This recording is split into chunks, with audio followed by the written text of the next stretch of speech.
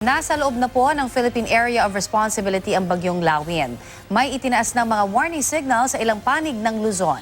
Dahil nasa karagatan pa ang Bagyong Lawin, tumataas ang tsansa nito maging super typhoon ayon sa ilang forecast. Alamin natin ang detalye mula kay GMA resident meteorologist Nathaniel Cruz. Mang Tani. Salamat Connie at Rafi. Magandang tanghali mga kapuso. Isinailalim na ng Pag-asa sa Tropical Cyclone Warning Signal number 1 ang mga probinsya ng Cagayan. Kasama na ang Isla ng Calayan, ang Apayao, Kalinga, Mountain Province, Ifugao, Isabela, Quirino, Nueva Vizcaya, ang hilagang bahagi ng Aurora, Catanduanes at mga isla ng Polillo. Sa mga susunod na oras, asahan na ang malalakas na pag-ulan na may pagbugso ng hangin at otomatikong suspendido ang klase sa preschool. Mga kapuso, kuha po ito ng satellite ng National Aeronautics and Space Administration ng US diyan sa Typhoon Lawin o may international name na Haima. At sa mga kaulapan na yan na nakikita natin, lalo na dito sa may paligid ng mata, malalakas na thunderstorm ang dala-dala ng bagyo habang ito ay nasa karagatan at kumikilos papalapit sa ating bansa. Namata ng Pag-asa ang mata ng bagyo sa layo lamang 950 kilometers sa may silangan ng Daet, Camarines Norte at taglan nito ang lakas ng hangin umaabot sa 185 kilometers per hour malapit sa kita at bugso na hanggang 230 kilometers per hour. Inaasahang kikilos ang bagyo pa west-northwest sa bilis naman at 25 kilometers per hour. At sa forecast track ng Pag-asa, kung hindi magbabago ang kanyang kilos at galaw o bilis, ay posibleng tumama ito dito sa may Cagayan, Isabela area. Magla-landfall yan sa araw ng Huwebes, madaling araw ng Huwebes. Tatawirin ang Northern Luzon bago lumabas ng West Philippine Sea sa araw din ng Huwebes. Sa ngayon, base sa rainfall forecast ng Metra Weather, wala pang epekto ang bagyong Lawin sa ating bansa. May mga pagulan dito sa Luzon, lalong-lalo na sa Northern at Central Luzon. Pagdating sa hapon yan, mga kapuso. At dito sa may Mimaropa, maghapon na makakaranas ng pagulan ng Palawan. Samantalang sa Visayas at Mindanao, sa hapon din may mga pagulan, pero yan ay dulot ng thunderstorm. At dito sa Metro Manila, maaliwalas sa umaga hanggang tanghali, pero meron ng tsansa ng pagulan, lalong-lalo na pagdating sa hapon hanggang sa gabi. At bukod sa mga lugar na may warning signal, masungit din ngayon ang lagay ng mga dagat, sakop naman ang Ilocos Region, Batanes, mga isla ng Babuyan at Calayan, at sa mga lalawigan ng Bataan at Zambales, kasama na ang Eastern Samar. At tayo sa Pag-asa, delikadong maglayag ang mga maliliit na sasakyang pandagat.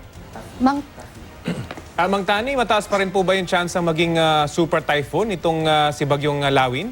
Yes, Rafi. Kung titingnan natin itong wind map, dahil hindi lamang yung mainit na temperatura ng dagat ang nakikita nilang posibleng magpalakas sa bagyo, kung hindi yung iba pang kondisyon tulad na lamang ng magandang outflow kasi ang bagyo, kailangan yan ay merong outflow yan sa itaas upang lalong lumakas at maging yung tinatawag nating vertical wind shear. So, napakataas ng tsansa na ito ay maging isang super typhoon. Pero Rafi, pinuulit natin sa ating mga kapuso, kahit po hindi ito umabot sa super typhoon na 220 kilometers per hour ang lakas, sapat na yung 185 kung hindi man siya lumakas para ito ay maging isang mapaminsalang bagyo, Rafi.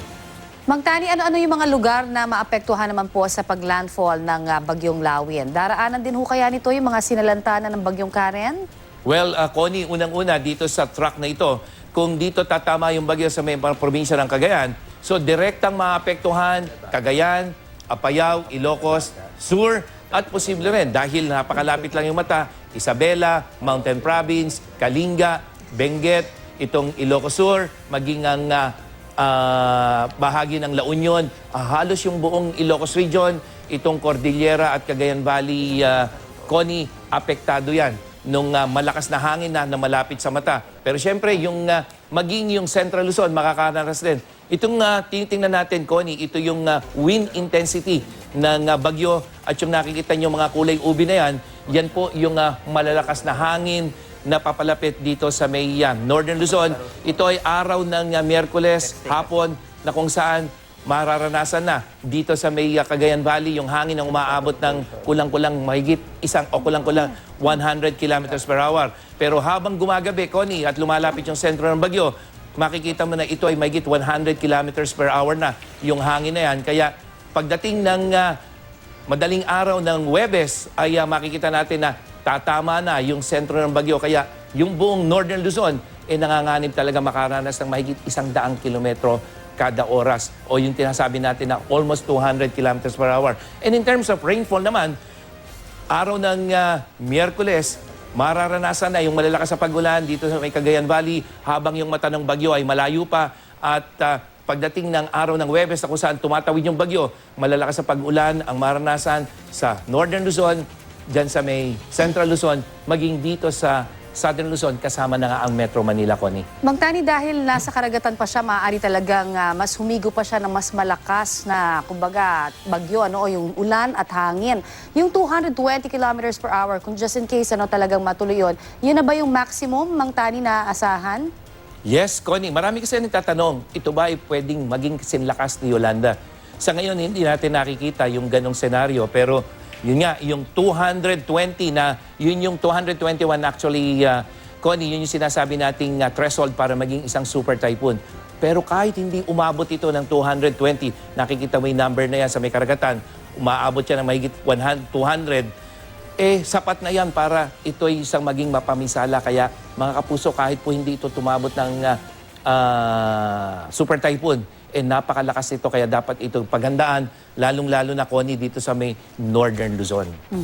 At Mang Tani, bagamat hindi nga, sana hindi maging super typhoon ito, pero nabanggit nyo nga, delikado pa rin dahil saturated na, hindi ho ba, yung mga kalupaan dito dahil sa mga pag-uulan na dumaan na rito. So talagang delikado sa landslide at flash floods yung mga lugar na ito, Mang Tani. Oh yes, nabanggit ka pala ni Connie kung yung bang mga dinaanan ni Karen, nakadadaan lamang ng linggo, matadaanan din itong Bagyong Lawin. Sa ngayon, hindi po. Pero nabanggit mo, Rafi, yung mga binaha nung dumaan yung Karen, Central Luzon, Northern Luzon at ilang bahagi ng Southern Luzon, talagang konting ulan lamang yan, Rafi, sapat na para magpabaha. Gayon din yung concern natin sa landslide.